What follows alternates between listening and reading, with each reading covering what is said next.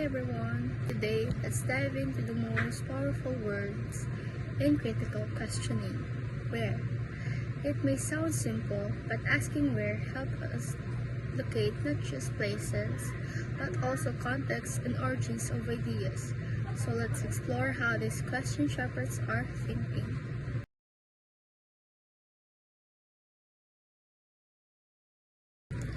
When we ask where, we're not just talking about physical locations like where something happened, we're also digging into the setting, the environment, or the source of idea or event.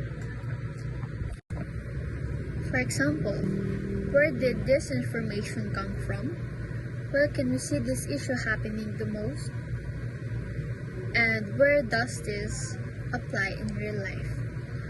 These questions push us to think critically about context, helping us understand why something matters in that specific place or situation. And now let's see how where shapes our understanding. And now, by identifying where something happens, we connect facts to their environment. This prevents generalizations and helps us see the bigger picture. For instance, if we ask where does poverty occur the most, we don't just get a country name, we uncover patterns, social structures, and even historical reasons behind it. So you see, asking where transforms us from passive learners into investigators of truth. Now, let's apply it. Imagine you're discussing climate change. Instead of saying climate change is a global issue, you ask, where is climate change more visible? This leads to data, maps, and stories like melting glaciers in Greenland, droughts in Africa, and rising sea levels in the Philippines.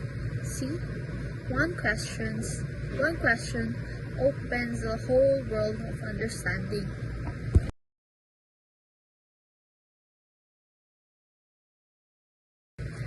So remember, in the art of critical questioning, where is more than a place is a pathway to context, evidence, and clarity.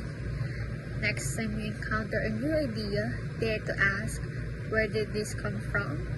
Where can this be applied? And where can I find proof? Because great thinkers don't just accept facts, they trace where they begin. This is Marie Antoinette Estilo reminding you, keep asking, keep thinking, keep finding meaning, one question at a time.